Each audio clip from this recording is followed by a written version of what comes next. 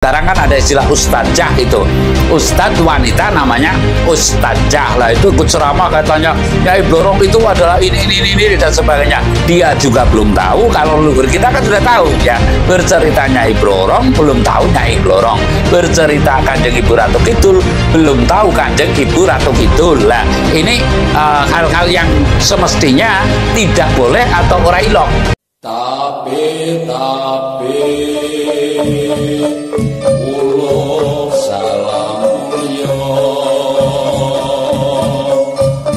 atur bagya wis muga nusantara. Hei, aku ra njaluk duitmu, aku njaluk duit sing mbok kuwi lho. Aku kan ra njaluk duitmu to. Iya wis ngerti. Lah iya wis ngerti kok malah kok ngono. Nek kasih sok wis kasih yo wis. Lah iki apa ora kemes jenenge? Wis sok kemes pikiran duwe. Lah tanggungan lah itu tanggungan. Lah liyane lho terus padha wae kok malah. Kemis ana tanggungan. Blek kae. Utang iki jenenge utang. Kuwi nek ora duwe ra tenang. Nek sombeng duwe dikei. Ora kok utang ra dikei. Kae sapa? Utang tanggomu iso mbok semoyani. Iki duitmu beng. Wis ngerti. Yo ngerti kok ora utang malah. Kok ditang tau ora saur kowe. Cukup bos meneni. Wis. Tenang. Aku nek belum tangan ngono ora aku kowe tok. Wis golek liyane kono lho. Utang ora cukup ketak-ketak. Kan bilang kesal apa bilang ora. Kan dia kesal sok kemis. Kowe njaluk lunas tak lunasi saiki lho ora beber lah. Ora di duit. Lah nek ora duit. Kowe ora membayar tak lunasi saiki lah aku kuat tak kandhani iki. Omonganmu dhewe lho. Wingi njaluk kowe ngomong dhewe ora pengen mbok jupuk neh. Yo.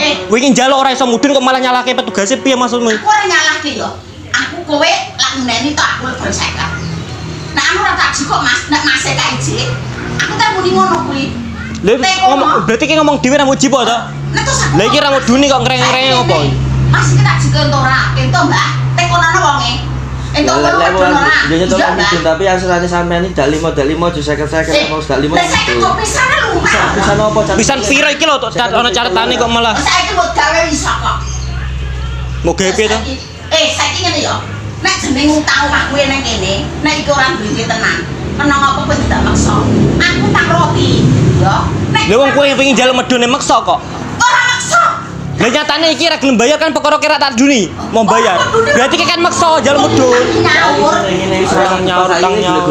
Ora tunggu nang. Lah mbok tunggu nek kene. Lah saiki kan pertamane kan ora level sampe nyanggu bilek mau ngono rasane nyanggu rasa utang tapi ini. Rasa utang. Lah wong utang yo mana? Lah mana nyatane duite mbok untal kok. Nek utang 500 metune 400 ki kurangane apa nek? Nyatane mbok untal ora duitmu. Mbok untal? Heeh. Lah mbok aku untal duit mak mana to? Saiki tongno. Lah iya aku rene njaluk ora njaluk duitmu, aku njaluk duit sembungku kuwi lho. Tantake. Ora sudi nyaur. Terus bekno. Utang semono kok kowe ngutang-utange wong tuwek. Lah kok ora? Asuranmu lho kok kepiye? Aku kowe wis ditulungi ora duwe. Tulung mentong kok. Lah nyatane ki gelem ora? Wis kebacot piye maksudmu? Menurut pandangan Ki Dharma itu seperti apa? Oke, penjelasannya. Atur nuwun. Hong wilayah Jatinegara ya jati luluk Nusantara tapi uluk salamulnya. Saya sering sekali ya mengupas bahas mengenai kalau orang bikin rumah dulu orang Jawa yang seasli-aslinya itu adalah sambatan. Orang bikin jalan namanya itu kerigan. Kalau orang butuh modal ini namanya liuran geten nganggo gantian memakai. Nah, dalam liuran itu atau kerubukan, jadi yang punya modal ada 100, 200, ada seperak, 2 perak, ibaratnya gabung jadi satu, siapa yang membutuhkan diberikan dan nanti mengembalikannya sebulan sekali, namun dalam nominal yang sama selama 1 tahun. Lah ini pedoman orang Jawa yang telah ditinggalkan. Sekali lagi saya menyampaikan bahwa prinsip orang Jawa dulu, orang Nusantara mungkin ya, secara keseluruhannya, orang bikin rumah namanya sambatan, bikin jalan namanya itu kerigan, kalau orang butuh modal namanya liuran. Lah ini telah ditiadakan. Saya kali ini menyampaikan bahwa si buta dari gua hantu mungkin ada dalam film ya, namun mungkin ini adalah kejadian orang yang membutakan diri, atau kalau saya mengatakan membabi buta mungkin keliru ya. Namun saya cenderung mengatakan ini adalah terutama tugas bagi pemimpin negara ya. Lalu kedua kalinya tugas daripada Brahmana, atau kalau sekarang Brahmana sudah tiada, ya mungkin ulama gitu loh. Ulama atau pendeta atau biku atau mangku. Nah, sekarang kan lebih dijunjungnya adalah budaya spiritual mancanegara, yaitu yang kecenderungannya secara terang-terangan mungkin yang disebut agama, sehingga para pejabat cenderung berpatokan kepada agamawan gitu loh. Agamawan dan agamawati lah. Sementara kalau pujangga asli Nusantara, Brahmana ini telah ditinggalkan, ya kan? Tidak ada yang pakai pakem bahwasanya wah ini tanghitung dan sebagainya menurut si A atau Ustadz si A atau Ustadz si B atau Ustadzah. Sekarang kan ada istilah Ustadzah itu. Ustadz wanita namanya Ustadzah lah, itu ikut ceramah katanya Nyai Blorong itu adalah ini dan sebagainya. Dia juga belum tahu, kalau leluhur kita kan sudah tahu ya. Bercerita Nyai Blorong belum tahu Nyai Blorong, bercerita Kanjeng Ibu Ratu Kidul belum tahu Kanjeng Ibu Ratu Kidul lah. Ini hal-hal yang semestinya tidak boleh atau ora ilok. Yang demikian ini saya akan mengatakan judulnya ini adalah yang namanya pemimpin harus bisa menjawab kebutuhan rakyat. Ya, sekali lagi, yang namanya pemimpin, ya pemimpin itu yang saya maksud adalah ulama dan umaro, atau lurah dan kiai langgar atau musola atau kiai masjid lah. Semestinya secara seksama bisa menjawab kebutuhan masyarakat atau kebutuhan umat. Jangan hanya taunya mohon maaf rajaban, muludan, haul, lalu hafiz dan sebagainya. Ini cenderung bukan ibadah yang realitas, namun cenderung ibadah yang legalitas, atau secara formalnya itu maju, namun secara realitanya itu masyarakat sekarang merasa gelisah, sangat tertekan dan sebagainya. Contoh itu Bang Plecit ya, atau Bang Ucak-Ucak. Di lingkungan saya di Sampang, di rumah istri saya taruhlah, tidak ada satupun yang namanya wajah Bang Ucak-Ucak atau Bang Plecit itu berani datang. Ya, sekali lagi, di lingkungan saya lah, ini yang saya katakan bahwasanya manusia itu jangan hanya berbuat baik, namun bisa nahi mungkar, atau kata Pak Kiai itu nahi mungkar, atau menurut saya itu numpes dur angkara murka lah. Numpes dur angkara murka ini manusia banyak yang tidak mau bertandang, atau tidak mau bergerak, atau tidak mau melakukan. Karena apa? Takut namanya jelek, takut resiko.